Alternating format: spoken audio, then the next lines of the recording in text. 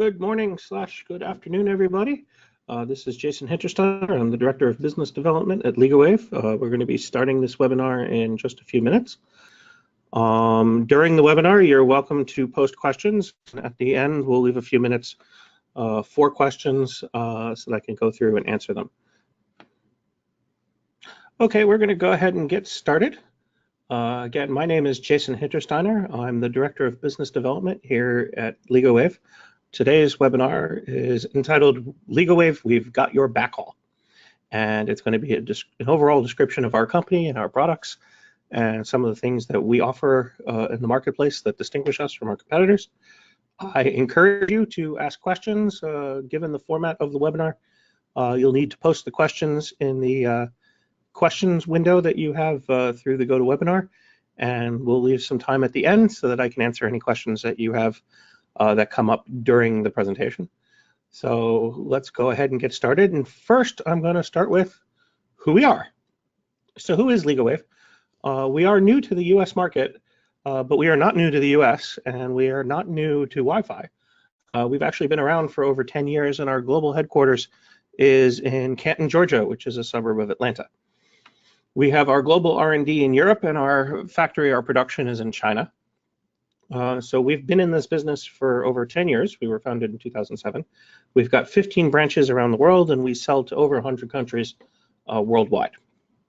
We have not had a big splash yet in the US, but that's what we're doing now, and in North America in general.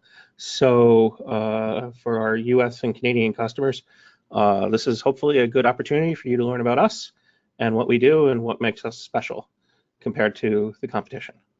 So why LigoWave? We're very much an engineering-driven company. We have innovative APs, we have innovative antennas. We also have public and private cloud management, which we'll dive into. We do our own in-house development of both hardware and software. So we're not outsourcing our products, and we're not outsourcing our innovation. We do all of that in-house. We have some online tools like LinkCalc, which I'll be showing you an example of a little later on, that allows you to design for point to multi-point applications. We have an Android app called Wireless Installer, which gives you some visual and audible installation and alignment feedback in real time. So when you're 30 feet up on a pole and you're trying to point to the other end of a point-to-point link that you can't see, this is a very useful app for making sure you're pointing yourself in the right direction. We also use proprietary point-to-point and point-to-multipoint protocols that we developed in-house. This gives us about 30% faster throughput or more compared to the standard wireless WDS wireless distribution system used by our competitors. So our customers enjoy superior enterprise-grade features and performance at a price for the SMB market. Our value proposition to our customers, first I'm going to talk about reliability. We own and operate our own production facility, so we are not outsourcing to third-party suppliers. We're doing our own manufacturing. And on top of that, when that equipment that's produced in China gets here to the US, we do full 100% inspection and any firmware upgrades, as well as any customized packaging for particular customers or customized firmware configuration settings. But we do a full 100% inspection of every product that comes into our facility in Canton. This gives us very high quality control. And our motto is deploy and forget. So we have APs that have been deployed 10 years ago, and they're still operating. Granted, they're a couple of generations out of date, and their links are slow by today's standards, but they're still up and running. This also gives us a lot of flexibility and a lot of ability to respond to specific customer requirements, such as, hey, you need stuff pre-configured. We can do that for you in our facility before it ships out. One of the nice things about doing 100% inspection, even though it takes a little longer and it costs us a little more, is that we have one of the lowest RMA rates in the industry. Most people will advertise, hey, my RMAs are less than 1%. Our RMAs are less than 0.1%. And half the RMAs we do get are people that have forgotten passwords and don't understand how to reset their devices.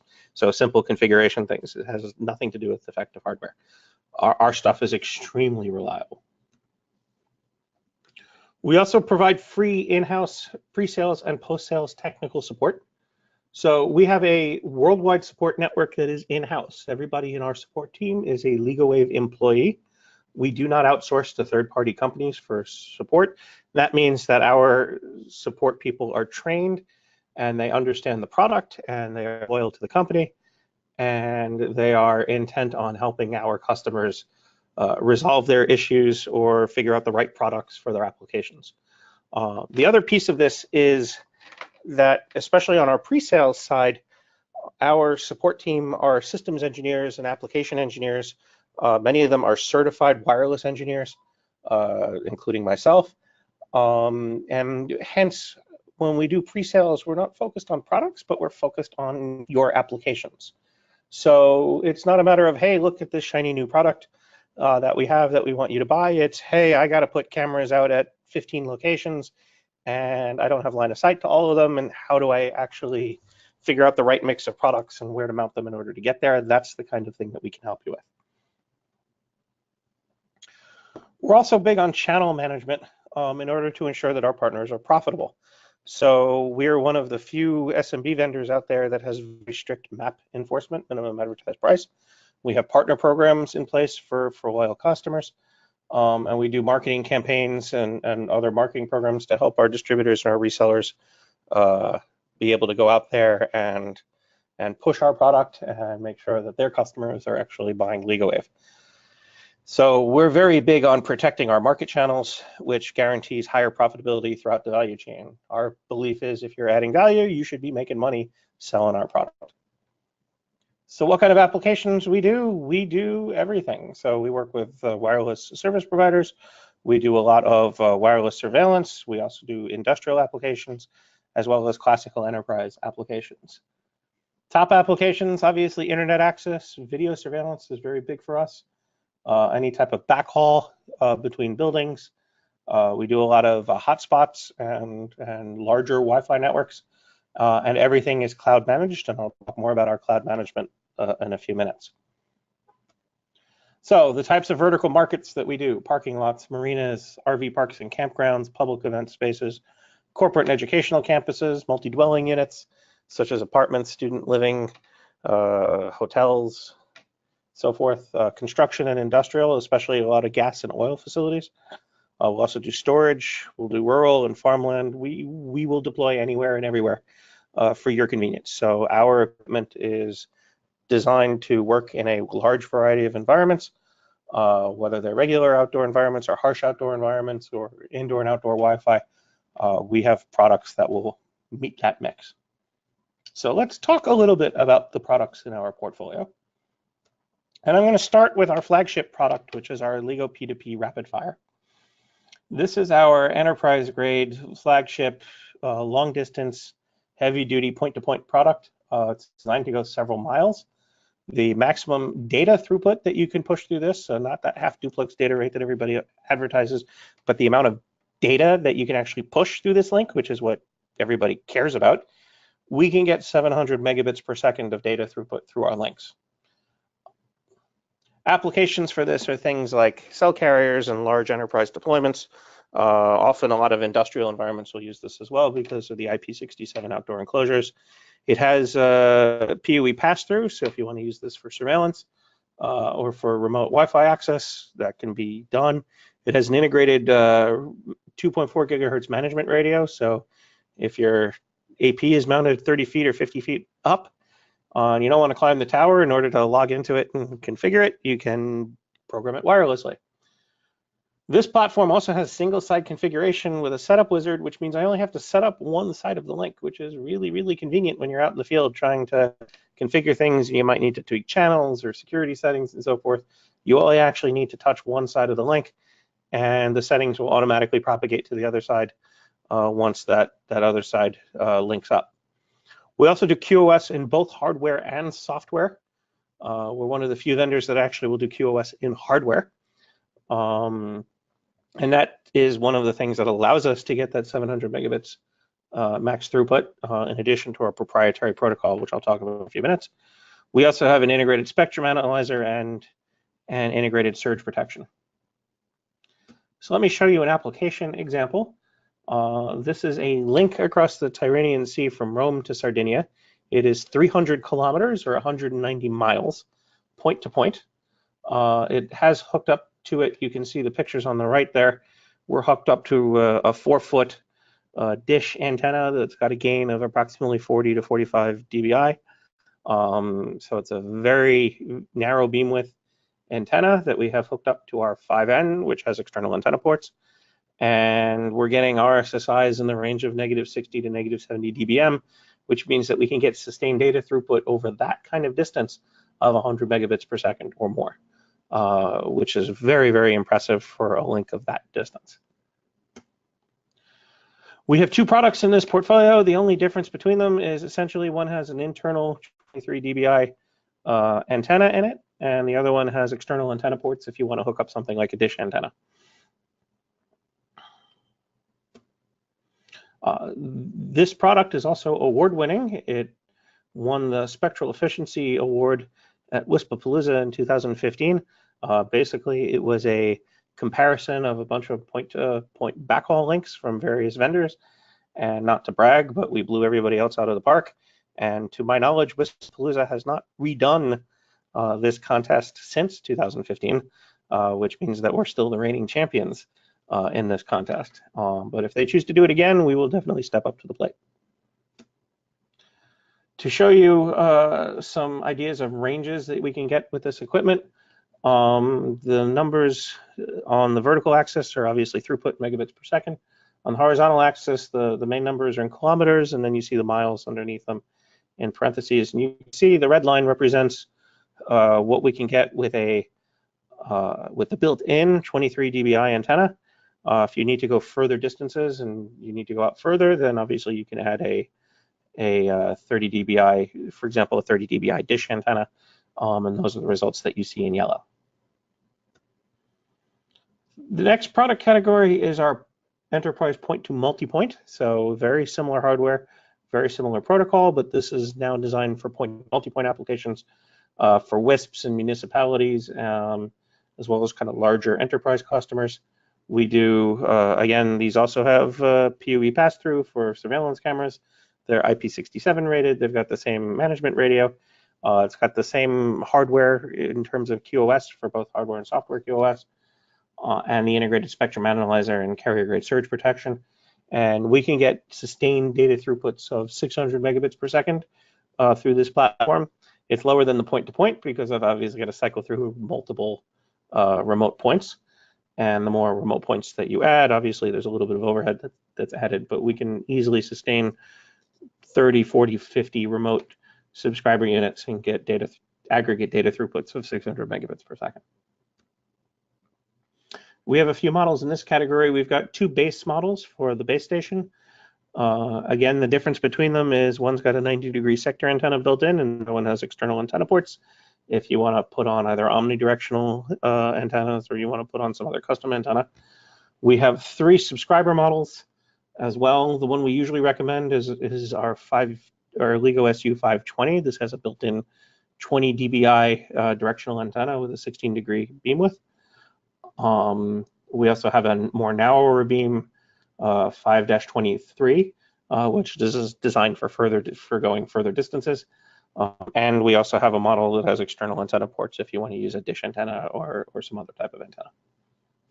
Show you an example. This is a design we recently deployed in a city in Louisiana where they were putting up traffic cameras at various busy intersections around the city. And they had a conveniently located 90-foot pole next to the police station where the NVR was located. These links were approximately a mile to a mile and a half from the tower. And we did this with one LiGo base 590, so the integrated sector antenna at the tower, and then at each camera location at each intersection, we put a LiGo SU 5-20 to point back to the tower. So our secret sauce is our WJET-V and iPole algorithms for point-to-multipoint. These are proprietary wireless communication protocols that were invented by LigoWave. They're designed specifically for point-to-point and point-to-multipoint applications, and they're optimized for that. So we can maximize bandwidth and minimize latency. We do sequential polling, so we eliminate all the contention between multiple subscribers. When you, especially in a point to multi-point scenario, these in conventional Wi-Fi, the multiple subscribers actually will compete with each other for access to the airtime, and that actually adds overhead and slows things down. So we eliminate all of that, and we basically tell each radio when it's their turn to talk. We've integrated QoS mechanisms and advanced multicast handling for IPTV. We basically can use these devices to handle triple play applications for carriers. So if you're doing video, you're doing voice, these are great for handling the QoS. And the algorithm is self-optimizing. So if you have one link that's got like one camera and another link that's got 10 cameras, it will automatically and dynamically adjust the access time based on the amount of data that the remote subscriber units need to push or pull. What that does is we can get at least 30% data throughput enhancement versus standard WDS. The other part of our secret sauce is that our OS is extremely user-friendly. And our engineers spent a lot of time to try to make this easy, because it's not easy to design a UI. It's not easy for software engineers to design a user interface for installers instead of themselves. So it's hard work to make it easy, but we have done that hard work, and we utilize HTML5 technology and responsive design techniques so that you can access any of our products on tablets and smartphones, and you can use the interface to make it very easy and simple to use. So now I'd like to dive into our SMB product line for point-to-point and point-to-multipoint, which is our LiGo DLB series. And one of the nice things about this particular series is that this is designed, these are less expensive, these are designed for shorter range applications, and this is kind of our bread and butter product for doing things like wireless surveillance, connecting neighboring buildings together and so forth. And we get the advantages on price in terms of using smaller enclosures and IP65 versus IP67. Yet we have taken all of that technology and all of the stuff that we've developed on the enterprise platform, and we've integrated it into the DLB platform, which means that things like iPol for doing point-to-multipoint optimization, things like integrated surge protection, things like the triple play software QoS is all integrated into the SMB product. So you're getting all those enterprise features and technology in an SMB product at an SMB price. And these products can do 500 megabits per second sustained data throughput. So we have several products in this category. We have 2.4 and 5 gigahertz and a 5 gigahertz AC. I'm going to focus on the 5 gigahertz AC products because those are the fastest ones, and those are the ones that will go 500 megabits per second. And we have a couple with internal antennas. The LigoWave 515 AC is kind of the bread and butter product. It's great. It's actually rated to go about 2 to 3 miles. We usually recommend it for about half-mile applications, but it's about the size of a deck of cards and about the weight of a deck of cards with an integrated 35-degree patch antenna built in. We have the 520, which is designed for longer distances and more complicated mounting scenarios. We also have an external antenna model, so if you want to put on a dish or put on omnis or what have you, we have that model in the portfolio. We also have a sector antenna model in the portfolio if you need to cover, for example, a parking lot or a large outdoor park or area. All of these have the same boards and same components. They even run the same firmware. The only difference is the antenna. And of course, also mounting options. If you look at the back of the 515 versus the 520, the 515 is a very simple pole mount. The 520 actually utilizes a rather innovative angular pole mount, so you can tilt that second piece up or down, which allows you to control both horizontal and vertical tilt, which is very useful in applications when your point and multi-points are not on the same horizontal level. So, you know, if I've got the base up on a tower and I've got the subscribers down below, I can easily angle them so that they point to each other, and I don't need to worry about the field of view. We also have optional wall brackets. So if you want to mount this on a wall versus a pole, we basically have $10 parts that you can buy as an option that will allow you to mount these units on the wall. Within the software, we have a lot of tools that are built in.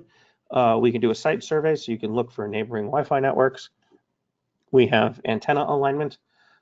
So in real time, you can actually look at the RSSI and how it's changing as you rotate your APs and move them around vertically and horizontally to try to get the best alignment.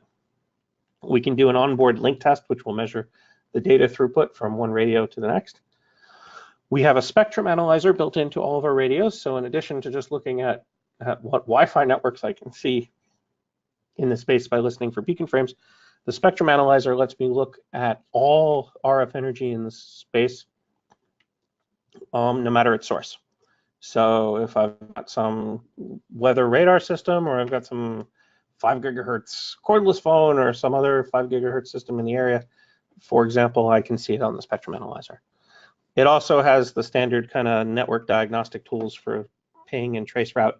So if you're just trying to make sure that your devices are up and make sure that you can access them, those standard tools are built in. Online, we have what's called our LinkCalc, and this is a web-based tool to allow you to design and predict link performance. So you put your points and multi-points on a map, and it will look at the geography. It'll look at the distances. It'll look at you can specify the heights. You can specify the antenna gains if you're going to use external antennas. And you can also play around with the transmit power, and it will give you a prediction of what the expected link strength and data rate will be based on those parameters.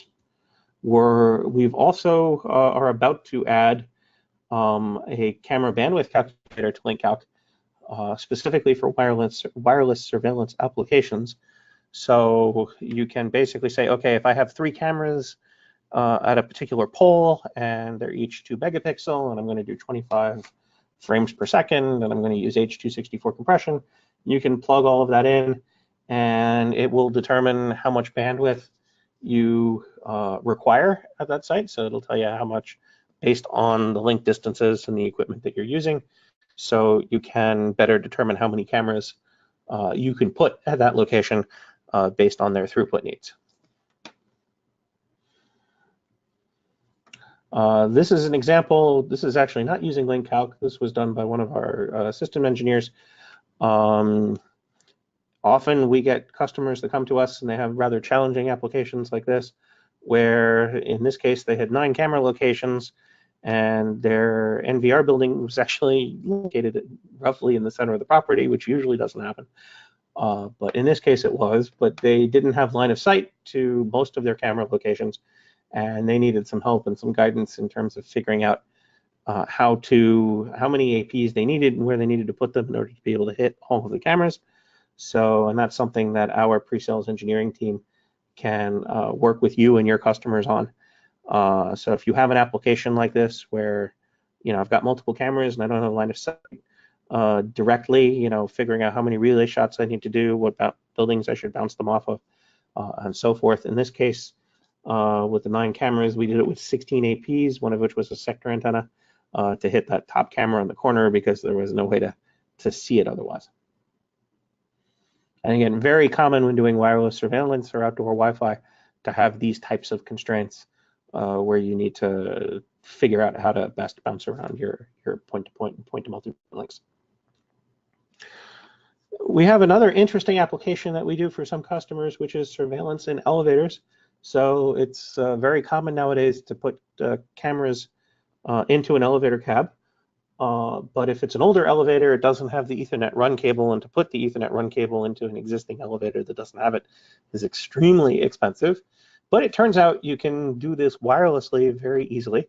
You basically put your camera inside the elevator, and you wire it up to an AP on the roof of the elevator cab. And that AP points up to the other end of the wireless link, which will be at the top of the elevator shaft. The nice thing is you can actually cover multiple elevators in the same shaft with using one AP at the top, just because of the metal and the reflections and so forth. So if I have an elevator bank of like 3 or 4 elevators in a shaft, I can put one AP at the top, and I just put an AP on the top of each elevator cab, and then I can connect them all wirelessly. And as the elevators move up and down the shaft, the link automatically compensates for the change in distance. and then that video can then be sent via wire or other wireless connection to wherever it's going in terms of surveillance monitoring. So a little bit of a preview of coming soon. We have our 590 AC that's about to be released. It'll be available in about 30 to 45 days. We already have some initial prototypes in-house, but we just don't have it mass-produced yet for sale yet here in the US. It's an IP66 outdoor rated AP with an integrated sector antenna at 18 dBi. It's a smaller form factor and a little more cost effective than our current outdoor sector models, which will make it very attractive from a pricing standpoint. We are also introducing point-to-multipoint cloud management. So as part of our cloud software, which I'll be showing off in a few minutes, right now we have cloud software for controlling Wi-Fi, but we are going to actually be expanding that cloud software to monitor and manage all of our DLB links via the cloud controller, which means that if you have multiple sites and you want to be able to monitor whether the links are up and down, or you need to make kind of some security change settings or such, you can monitor all of that from a centralized dashboard without having to go to the site, which is going to be a very, very convenient tool for a lot of SMB customers who have multiple site deployments and need a cost-effective way of monitoring them. And that software is going to be arriving in Q3. So hopefully you'll actually be seeing that very, very soon.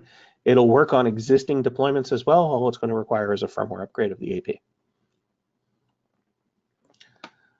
So I'm going to move on to our Wi-Fi access points. We have a few models in our Wi-Fi series, and this is for straight client access.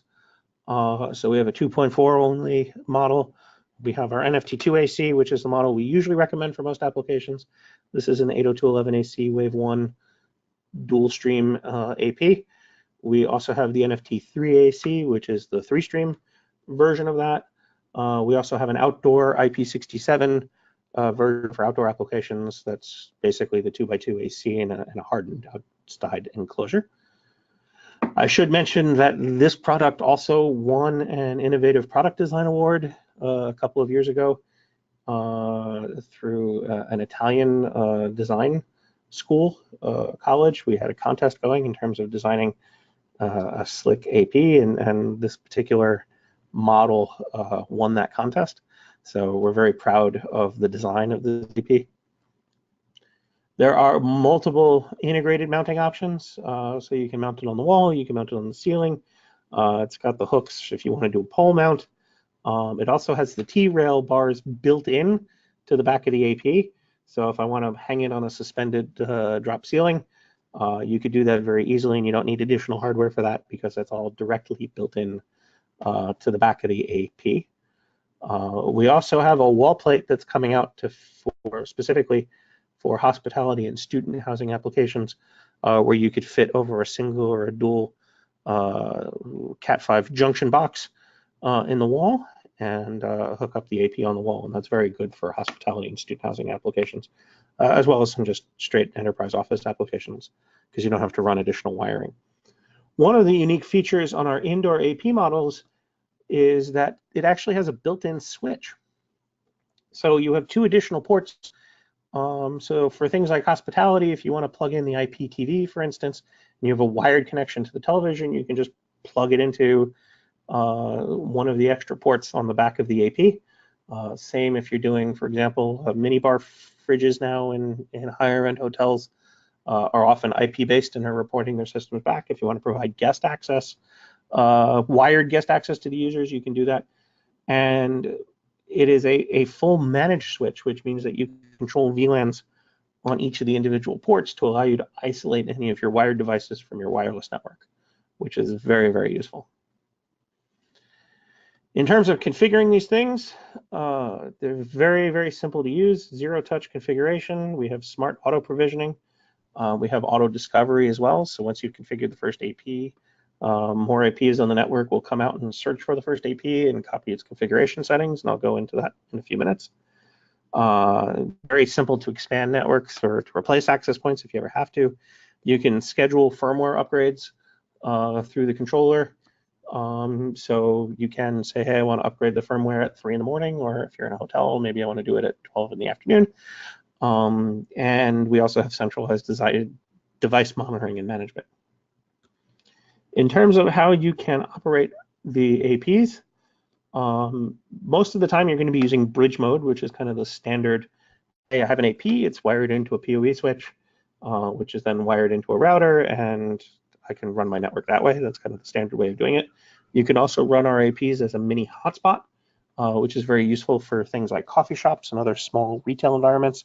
So one AP will actually act as a router as well as an access point. And the other APs can be wired either directly into those spare ports or directly into another switch. That's very useful, and it'll do a captive portal and so forth. So very useful if you're doing some type of like coffee shop or other restaurant or retail outlet where you want customers to have to sign in before they access the network without having to have additional hardware. All of our APs also support mesh. And in mesh, you can configure the APs to either be a root or a node. Root is wired into the Ethernet switch. A node is doing wireless backhaul to another node or to back to a root AP. Note that the way that mesh operates, both for us and for any other vendor, is you're going to reduce bandwidth performance and client capacity. So we only recommend deploying mesh in scenarios where your bandwidth performance is not critical. So say I have like one extra room that I need coverage in and I can't get a wire there. Mesh is a good solution, but I only need coverage there. There's only going to be a couple of clients accessing, a YouTube video on their smartphones or whatever. But it's not going to be like I'm streaming, 4K video all the time to multiple devices. It's good for that type of application. Show you some success stories. We've done several resorts in Florida with one of our partners. We retrofitted now 23 different resorts in Panama City, Florida, with over 2,000 APs. The APs are either in the rooms or in the hallways or in public areas, depending on the nature of the hotel. But we displaced a much larger enterprise AP vendor for that and are getting the same type of performance. And the customer is very, very happy and is deploying us in all of his resorts. So this has been a very successful project for us. We also do a lot of work in Asia. So we had a partnership with China Mobile to deploy APs in hospitals. We used our NFT 3AC version. In these hospitals, we have over 1,500 currently deployed across a province in China, and there are more that are scheduled in the next few months.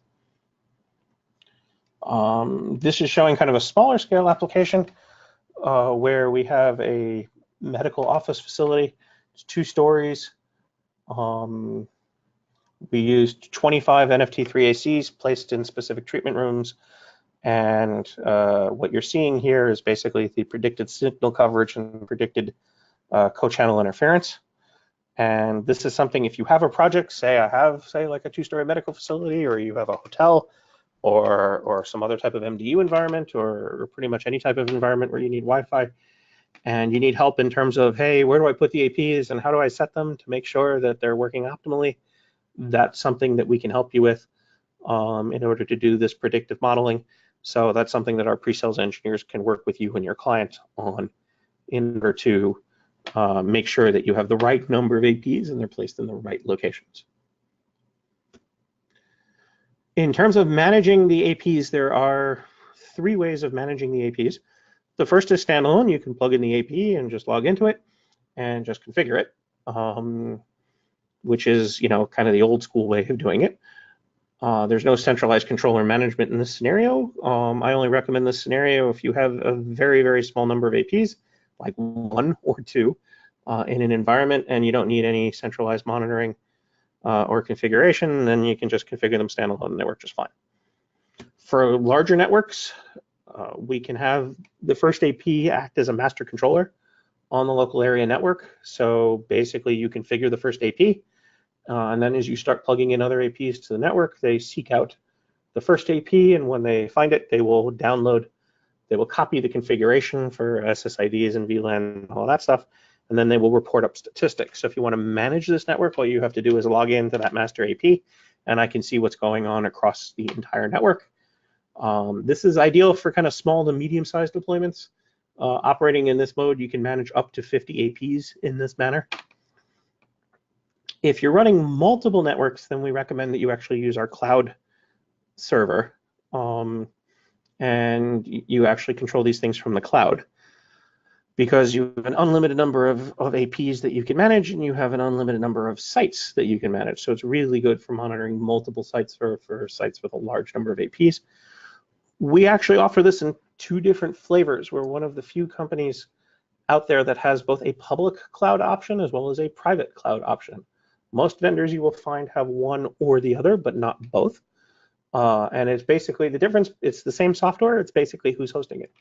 On the public server, which you can go to at controller.ligowave.com and sign up for a free account, and I'll show you a screenshot of that in a moment. You can basically, we're hosting it, and beyond the 10 AP evaluation, we charge basically a one-time per AP lifetime license fee, which means that you're not paying every year. You're not paying a subscription every year to us. We're not going to shut you off if you stop paying your subscription, which one vendor is notorious for. You pay us once, and the license is good for the life of the product. Again, if you have that network running for 10 years, that license is good for 10 years. So you want to run in for 20 years, it's good for 20 years. That's very popular amongst some of our smaller customers who maybe just have a few sites and they don't have the infrastructure to have their own network operations center, and they don't have their own data center, and they don't want to worry about running virtual machines. Public server option is a very popular option for them. For larger customers who are running lots of sites and have the resources in-house to manage their own data centers, we will give you the virtual machine for free. And it'll run under Windows or under Linux. It is a virtual machine. It'll run straight on a hypervisor platform.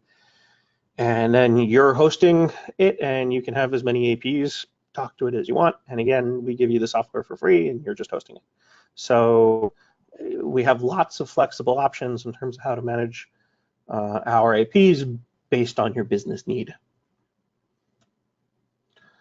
This is a screenshot of when you log into the public cloud or the private cloud. This is what you're going to see. So you can actually sign up for a free account, or you can log in if you already have an existing account and see all of your networks in one place and get all of the statistics and all of the changes that you want. If you want further resources, we recently launched a YouTube channel for LigoWave USA. So this channel has a bunch of how-to videos in order to configure point-to-point links or to configure APs. Those videos are basically 3 to 4 minutes in length, and they will take you through specific tasks. We have unboxing videos that are coming, which will show you, hey, this is what's in the box and what should be in the box. We also have training webinars such as this one that you can go and view as a longer resource. We're very active on social media, so Twitter, Facebook, Instagram. We are also featuring customer deployments. So if you have a customer deployment with our gear, we want to see it. We want to post pictures of it. We want to cross-market with you. So we want to get that buzz out there. We have, as I mentioned, in-house phone and customer email support, and we do pre-sale engineering services. So I encourage you to stay connected with LigoWave. And this is our support number and our email, Facebook, Twitter, so forth. So that's the end of the formal presentation. I'm going to now open it up for some questions. Let's see if I can bring up the questions window. So if anybody has any questions, please feel free to post them. One question is the 4.9 to 6 gigahertz radios for Canada as well? Yes. So Canada usually follows the FCC rules. So they have obviously their own, their own version of the FCC, but they tend to follow the lead of the FCC. So all of the products that will work in the US will work in Canada. You can use 4.9 gigahertz, 5 gigahertz. I don't think 6 gigahertz is opened yet. I know there was a reference on the slide to 6 gigahertz. 6 gigahertz is something that's being talked about being opened in various parts of the world. It's actually currently open in parts of Africa and the Middle East. And so we're beginning to deploy 6 gigahertz We're hoping to deploy 6 gigahertz in the US very soon if they open up that frequency here in North America. Can these units be utilized as a last mile solution? Yes, that is actually the whole point. Especially our LiGo PDMP series, it is very commonly used by rural WISPs as a last mile solution. So they'll mount on a tower or on a building in a town, and then they will basically have subscriber units at each home location that will then point back to the tower or to the tall building or what have you. So that's a very common option. Our DLB series actually also supports, you can run the subscribers in a wireless router mode, which is to say that it's wireless on the LAN side. So on the LAN side, on the Ethernet side, you would have basically you'd have a wired connection to the LAN side of your router, but it's doing the wide area network link on the wireless backhaul back to your central location. And what that means is I don't need to deploy a separate router in each home. So I can just deploy one of these units up on the roof of a house if I'm supplying service to that house. And at that point, if I want to hook up a wireless network inside the house and such, the router is already built into that point-to-point, point-to-multipoint link. Great question. Okay, next question. Fiber to LigoWave units will work, and what about the managed switch? So we do not have switches in our line yet. That's something that we're talking about adding, and we do have debuting soon a switch that's specifically designed for remote surveillance applications. So you can put it up on a pole and you can power both one of our point-to-multipoint DLB devices as well as a handful of cameras off of it. Otherwise, we do not have fiber connections, but you could use a fiber to Ethernet media converter and connect to the device that way. And we have several customers that do so. What are the operating temperatures for the DLB AC? Great question. I'm going to pull up the spec on that, but I believe the high temperature is around 60 degrees centigrade. But let me, before you quote me on that, let me just look it up and check. So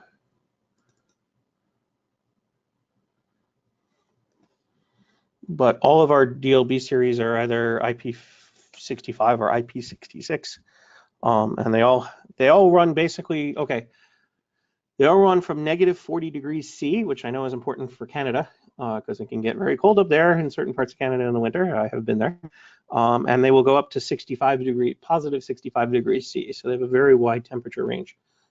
So you can safely deploy these guys outside, and they will withstand the Canadian winters and the Canadian summers. Next question. How does your point-to-point and point-to-point multi-point equipment perform over water? Well, you can do a shot over water and they work just fine. They obviously don't work very well if you're trying to shoot through water. Obviously, the IP67 units could be submerged in water, but water is great for attenuating Wi-Fi.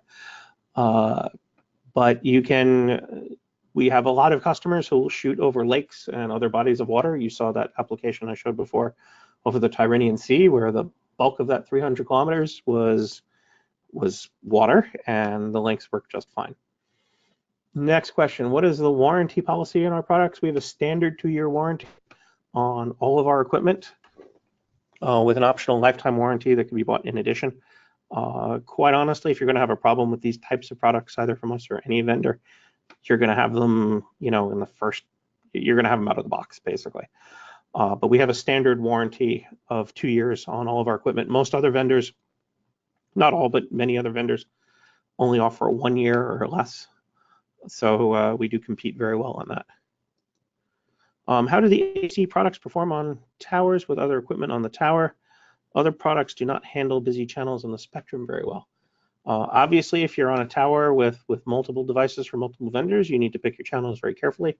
One of the advantages, though, of the iPole protocol is that we can bypass a little bit of the, you know, I'm a little bit noise. It helps with being a little bit insensitive to the noise from some of the surrounding APs.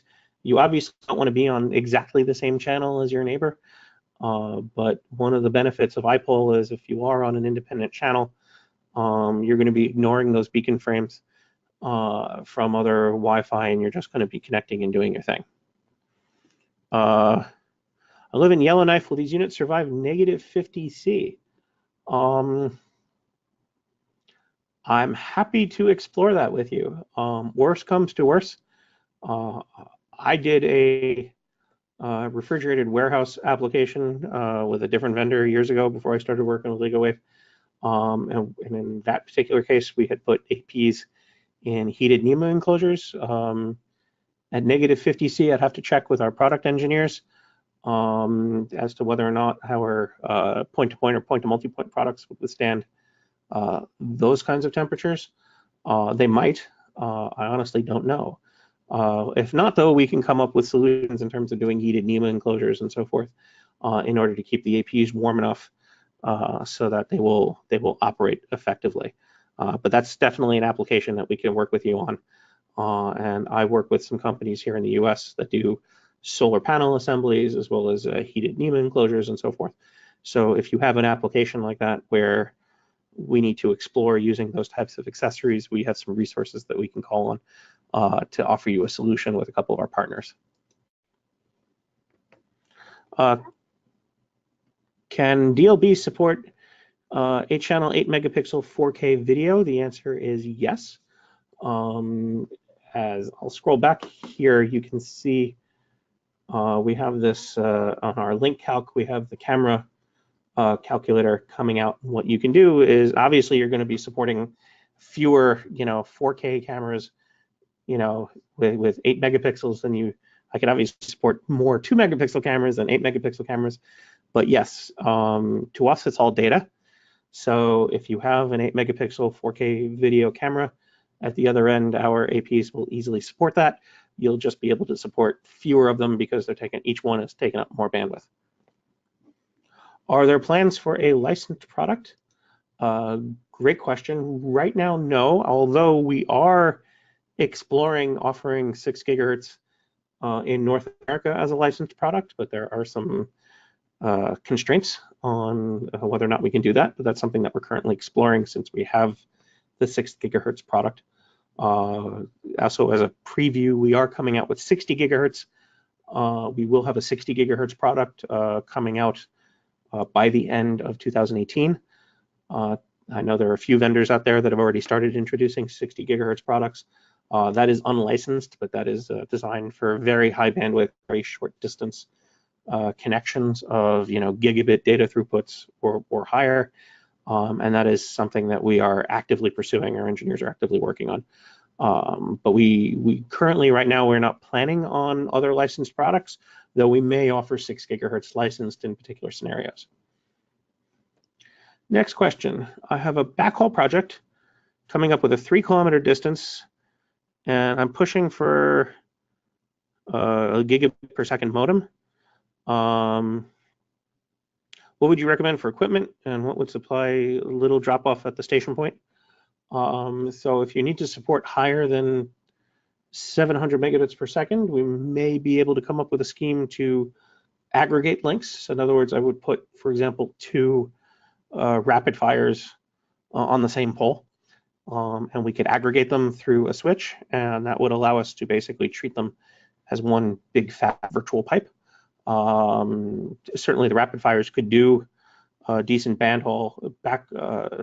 decent bandwidth over that kind of distance, so I'm not worried about that. But if you do need to push more than about 700 megabits per second, that's an option we can explore, is to install 2 of them in parallel and aggregate them so that they act like one virtual link. And you would need switches on both sides that would support link aggregation, but pretty much any managed switch there that's a full layer 2 managed switch will support that.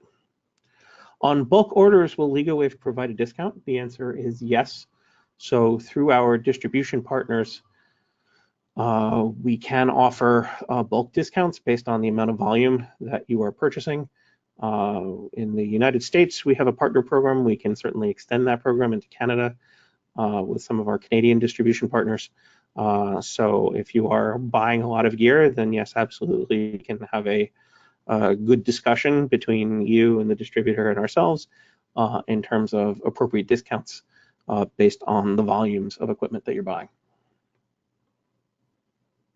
So these are all great questions, by the way, and I'm happy to see so many people who are engaged. That's always very rewarding. Have your units been used in underground mining applications? Yes, they have. Our 2.4 gigahertz have been used in underground applications. It turns out when you're underground, 5 gigahertz tends to not go very far. On 2.4 gigahertz tends to reflect better in mines and so forth. We do have applications where we've done underground applications using our 2.4 gigahertz product. If you have a specific application in mind, we're happy to work with you on it in terms of doing the detailed design. But yes, we can do underground mining applications, but I would use our 2.4 gigahertz products for that type of application, which I didn't talk about today. Is the warranty through you or through the vendor? We have a 2-year manufacturer's warranty. Some of our distributors may offer some extended warranties or advanced replacement options, and sometimes they do that as promotions to attract customers, and we'll work with the distributors on that if that's something that's needed. If you also have particular customers who need, a 3-year or 5-year warranty, that's also something that we can work with you directly one-on-one for particular projects and applications. But our 2-year warranty is a manufacturer's warranty against hardware defects. And again, since we do 100% inspections, we get virtually no warranty calls. People are just not bugging us about the warranty, which is really, really nice. Is the RMA processed through the vendors? So typically, when we do if you purchase a LigoWave product through the distributor, you would typically process the RMA through the distributor. The distributor typically needs to get RMA authorization from us in order to accept the return, because then they return it essentially back to us and back to our facility in Georgia.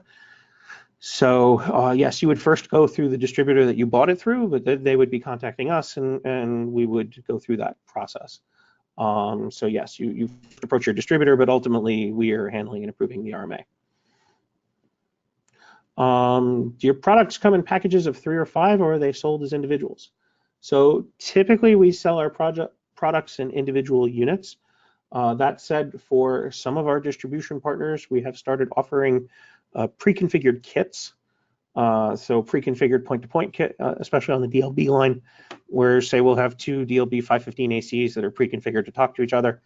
So you could set up a very quick point-to-point link, and all you have to do is literally just plug them in and mount them on the pole. You don't actually have to configure anything, and they will just work.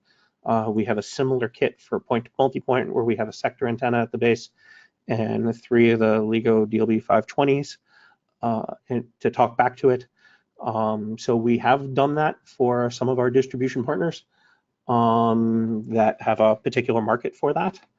And that's something that we don't currently offer that kind of universally as a universal SKU to offer that in kits, but we do work with individual distribution partners to do that.